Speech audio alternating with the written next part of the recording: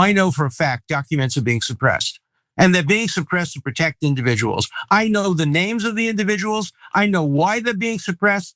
I know who's suppressing them. But I'm bound by confidentiality from a judge and cases, and I can't disclose what I know. But I hand to God, I know the names of people whose files are being suppressed in order to protect them. And that's wrong. So here we are, the Epstein files saga continues, this time with former Epstein defense lawyer Alan Dershowitz. On Sean Spicer's show there back in March, Dershowitz emphatically claimed that he knew all of the clients on the so-called Epstein list. The clip resurfaced yesterday amid left and right-wing backlash to the Trump administration's denials that Epstein was blackmailing other clients. Dershowitz's insistence that there were other clients and co-conspirators was backed up by Sigrid McCauley, the lawyer representing several Epstein victims in their civil cases. Listen. I think what's really just astonishing about this recent disclosure from the government is that they know they are sitting on a treasure trove of information and they're not turning it over. And I've worked on these cases for over 10 years now. There's a plethora of information that the public has not been able to see relating to Epstein and his co-conspirators. And as we know, he had a group of people around him who helped protect him and help that scheme to continue running. None of those people have been prosecuted.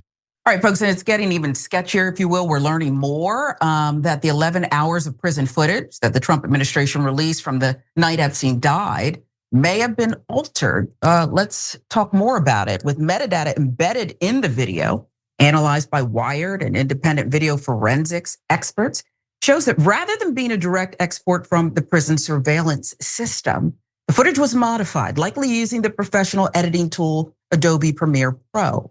The file appears to have been assembled from at least 2 source clips, saved multiple times, exported, and then uploaded to the DOJ's website, where it was presented as, quote, raw footage. Experts caution that it's unclear what exactly was changed and that the metadata does not prove deceptive manipulation.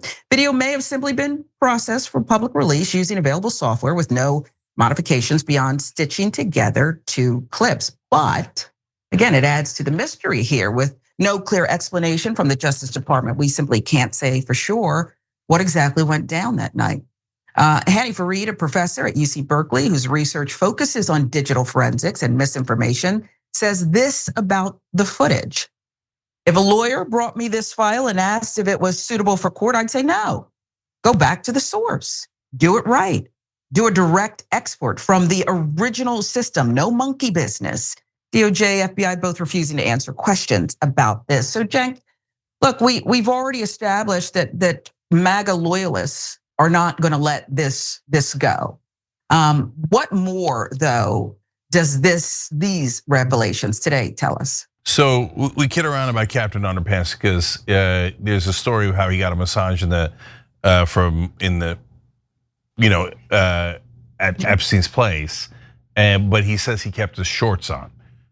So we had a good laugh over that, and he says, "No, it's okay. My wife was there," and I was like, "Wow."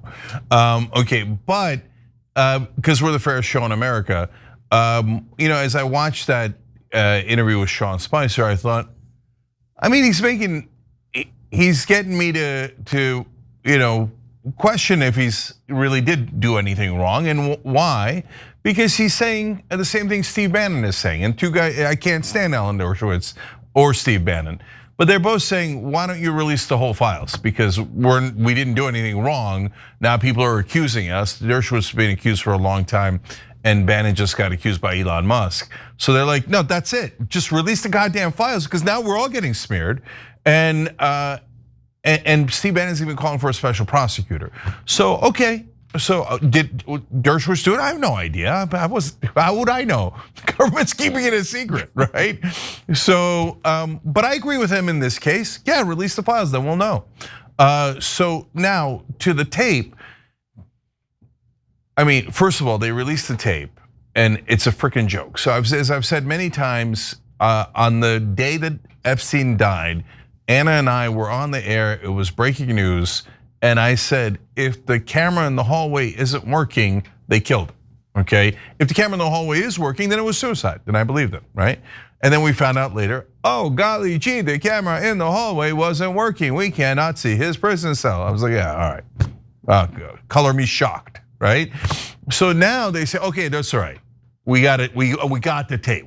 No, you did. So the camera was working. No, we got a tape of the common area. What does that prove? That doesn't prove anything. Oh, by the way, there's a minute missing. And then Bonnie's like, no, every prison tape has a minute missing. Does it? Okay, so then Wired Magazine with the great reporting today where they're like, yeah, it was edited. There's two clear different parts of it, edited together. We don't know what was, if anything was manipulated further, but we do know like there was different issues with the tape. They had different resolution, this, that, and other. And this is really important. The government put out two tapes. One that was like, hey, you can see it more clearly here, and the one they called the raw footage. And Wired Magazine proved it was not raw footage, it was edited. So the tape was junk, and to begin with, it's not showing you the hallway, it's showing you a random place in the prison, or almost random. Then we know that there was a piece of it missing, and now we know it was edited. So, gee, I wonder if the government is trying to cover it up. I can't quite tell when the government says hundreds, maybe even thousands of underage girls were raped, but no one raped them. We can't find a single client, and we're not going to prosecute anyone. Okay, that's the wildest conspiracy theory I have ever heard. And the fact that it's coming from the government doesn't make it any better. Elliot, what do you think? To be honest with you, Cenk, I appreciate Dershowitz doing what I think you need to do when it comes to a conspiracy theory, which is leave some kind of question mark, something open for people to wonder about. Him saying, hey, I know about all this, but I can't talk about it because of confidentiality seems like a really smart move. What's not a smart move is to go, hey, look over there, and hey, don't even ask us any more questions about this, and don't worry about the tape, and don't worry about the list. I think that's gonna continue to be a bigger and bigger backlash for him. Yeah, and Ellie, just real quick on that before I toss back to Shine. Benny Johnson has a story about Dershowitz and Epstein. We'll get to that in a sec. And it could be that Dershowitz thinks, yeah, I know who did it. And I know that since it's people that are never ever going to release the list because they're in the government, I can say anything I want about the list because I know it's never gonna come out. So that's also possible, but we don't know. Sharon. The whole thing just keeps getting, as we said, sketchier and sketchier. One of Trump's buddies now is making excuses about it. Bill O'Reilly is divulging a conversation he allegedly had with Donald Trump back in March. He said, and I agree, there are a lot of names associated with Epstein that had nothing to do with Epstein's conduct. They maybe had lunch with him or maybe had some correspondence for one thing or another. If that name gets out, those people are destroyed. Because there's not going to be any context. Media doesn't care about context. So you can't do that. You can't destroy human beings by putting out the files, whatever they may be. Okay, so Bill O'Reilly there making it seem like, the barista from Starbucks is also on the list who Epstein perhaps visited daily. I mean, this is a guy who loved to party. Are we buying this excuse that you don't want to this is politics. We don't want to muddy up everyday people who just, had coffee or lunch with this guy? Yeah, it's just patently absurd. Okay, so all right, you're saying, well, if you just throw out a list, you vomit out a list, some of the people might not have done it. And you're, okay, yeah, that's a fair point. So why don't you put out a list of the people who did do it? You have them on tape. It's not like you don't know who did it. So, okay, why don't you be super careful? Start with a list of 5 or 10. Remember, there's hundreds, right? We're not asking you to be wild-eyed, right? So it's just nothing but excuses. Total and utter BS. So look, guys, the theory most likely, to me is there's one force on earth that can get both the Democrats and the Republicans to cover up a story of this magnitude, and that's an intelligence agency, CIA or one of our allies, Mossad, MI6, those are the other two that have been mentioned. And we're either working with them or we're covering up for them, or it's just us and not them, right? That makes sense. And here's why, another reason why it makes sense. If you're going to start prosecuting people, one person, 5 people, whatever it might be, and the CIA did do it or Mossad did do it, then you have to say to people, yes, our government is so evil that not only did we cover up the child rape, we orchestrated the child rape in order to be able to have blackmail material on powerful people. And nobody wants to admit that their government is that evil. And that's the realm we're in now. And that's why this thing is a powder keg.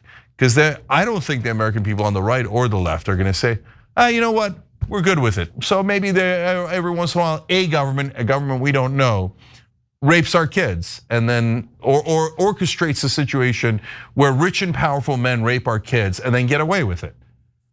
I don't think that anyone is going to stand for that at all.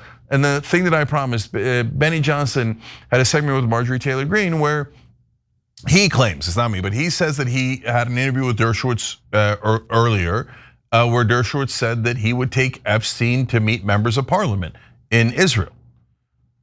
Things that make you go, And so maybe Dershowitz knows, okay, it's not that, and that's why I'm saying release the files. It's actually maybe the CIA or just powerful people, and it's not Mossad, et cetera. Or, right, and again, there's no way for us to know. Or Dershowitz thinks, yeah, I know exactly what happened, and there's no way the American government is going to throw Israel under the bus. They're gonna cover up for Israel from now till the cows come home. So I can say anything I want. Oh yeah, I'm definitely not on the list. Oh yeah, sure, release it. Yeah, oh yeah, I kept my shorts on, sure, right? But the very fact that he said, I know that it exists, there definitely were clients and they are covering it up. Well, thank you, Alan. So I don't know what you meant by it, but now we all know, like as if we didn't already know, we know 100%. Yeah, of course there were clients. Of course the girls didn't rape themselves. Of course it's on tape. And of course the government is covering it up. I mean, I just want to take a moment and shout out this administration for finally draining the swamp because, rather than draining the swamp, they're just saying, oh, sorry, we can't release this list because we're the swamp. And there's a swamp back there, and we got to protect the swamp. And I feel like that's just one more level where they're not fulfilling the promises that they ran on. Yeah, I'm gonna add one last thing to that. Because look, when you ask Democrats, or at least the left that I know, right? Hey, is it weird that both Biden and Trump didn't release a list? I think the overwhelming majority go, yeah, that's super weird, right? Before when you ask the right, hey, isn't it weird that Trump didn't release the list on his first term and he was great friends with Epstein? What you would have heard back is, and I know because I did hear it back, that's just no, trust the plan. 8-dimensional chess, when he gets into office the second time, boom, he's gonna release the list and now we're gonna show the deep state and the Clinton and the Democrats and the Bill Gates, all those, all right.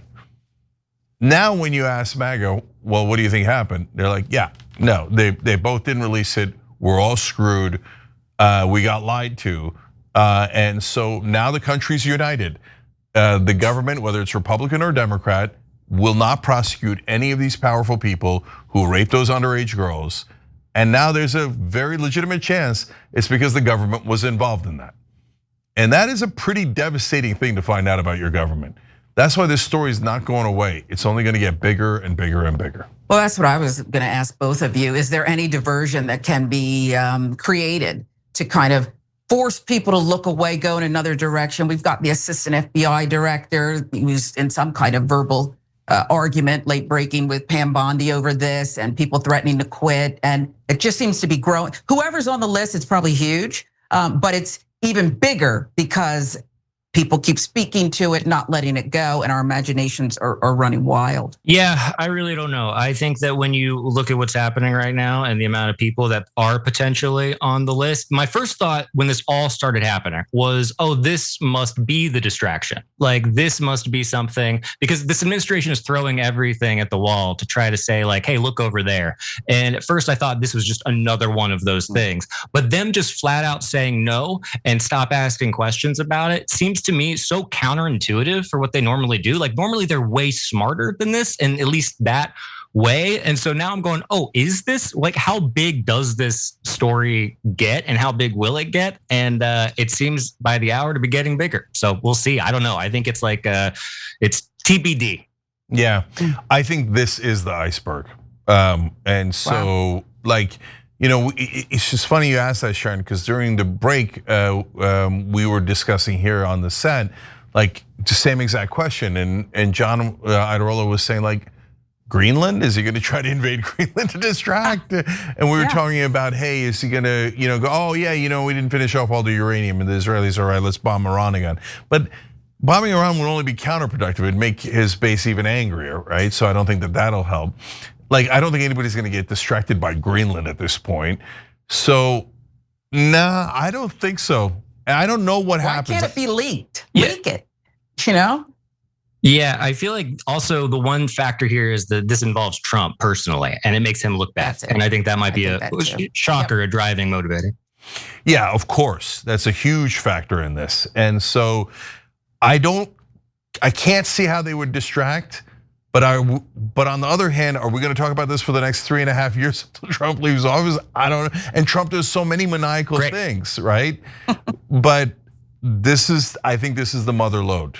I think they hit the epicenter here in terms of we're all done with government lies on this. So I don't know what I don't know what the government's going to do. I also don't know what mainstream media is going to do. Are they just going to be like, okay, yeah, we're moving on. All of you guys are conspiracy theorists. Or are they gonna, stay on the story? And that's TBD as well. Every time you ring the bell below, an angel gets his wings. Totally not true, but it does keep you updated on our live shows.